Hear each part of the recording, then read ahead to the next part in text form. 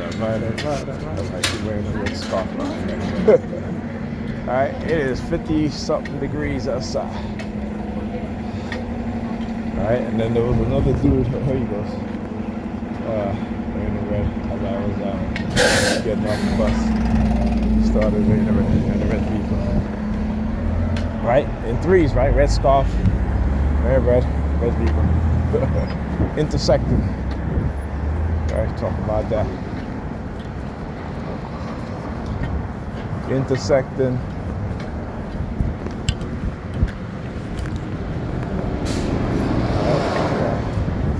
Intersecting.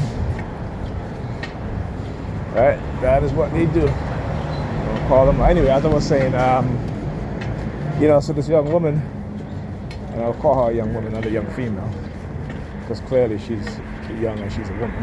Her mindset. She said talking about how feminism has taught women, particularly, and I look in the back community. Read today, a lot of red today. They have taught them, not to engage in behavior that will yield positive results in their lives, but give them what they consider to be female sexual empowerment. And female sexual empowerment, again, it's a good thing, it's not a bad thing.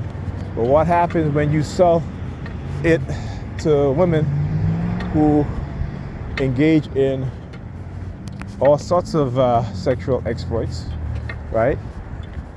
This is why you see a large portion of Hispanic women identify as lesbians and bisexual. This is why you see a quarter of, I would say about 30% of black women identified as what?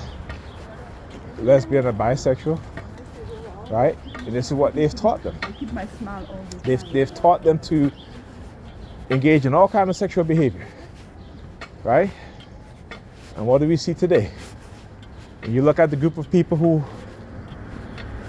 contract and transmit the most STDs out of all group of people, including the men and the women, are black women, followed by black men, followed by Hispanic men and women, then black men, then white women, men and women, right?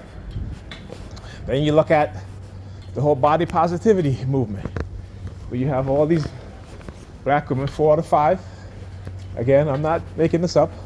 4 out of 5 black women in the black community are obese or are overweight, and 80% of those overweight are obese, right? Yet they will tell a black man that you too fat for me. I want a man that has a six-pack, who works out, look good, keeps himself in shape, right? But they don't ever, oh look, they cut the tree down, look at that. Why did they cut the tree down? I guess I've been standing here with the tree. Isn't that shit funny? This tree been here for how many years? How many years? And they cut it down. Look at that shit. They cut the tree down.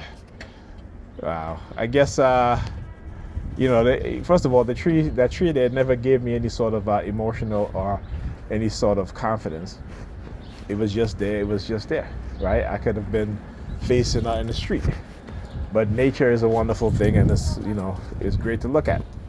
But they cut it down, right? Because they feel like, oh, well, he's getting some type of influence from the tree. He's also to the tree. I'm not talking to the tree. I'm showing you guys the tree because it's nature. You need to look at it. I can show you guys this tree up there, the one over here. But yeah, they didn't trim it. They cut it down. They're funny. Anyhow, as I was saying, right? So again, they'll tell you, look, go ask any overweight or obese black woman what kind of man she wants. And the man that she had described will look nothing like her. Will look nothing like her. You look at these feminist women asking what kind of man they want, right? And the man that they want are not feminists, right? They're not feminists. So they're not looking for feminist men. They're looking for conservative men. They're looking for men who are going to be the provider, the protector, right? And those men who occupy that traditional role as men, they're more conservative, right? The more feminist men, yeah, you could find a protector, a provider, but there's less of those men because those men are also conditioned to, sleep around with multiple women, to not take women seriously, to not want to marry women, right? To, also engage in this so-called gender fluidity bullshit that they're teaching, right? Particularly for black men and black women. And particularly for black women supporting this gender fluidity bullshit is ridiculous. That means that you can identify yourself as a dog, as a woman, as a man, as a cat, as a horse, or whatever, right? Next thing you know, they're going to be promoting having sex with, well, I already seen videos where you have more and more women, particularly white women in particular, are having sex with their dogs. Or letting their dog eat their cookies. You know what I'm saying? Lick their cookies.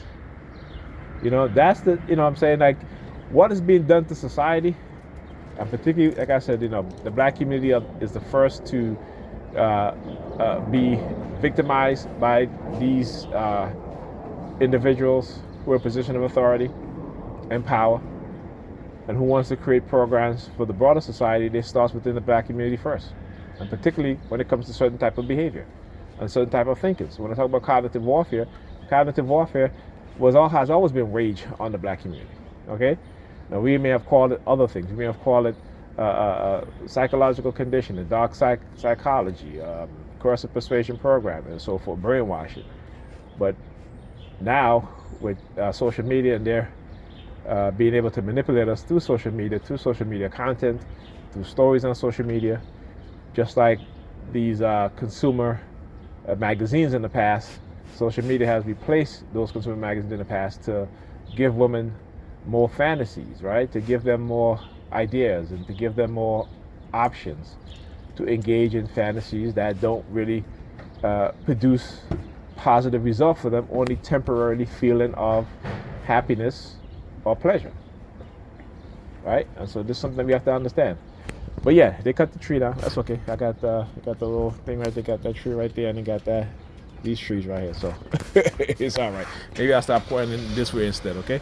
Talk to you guys in the next video.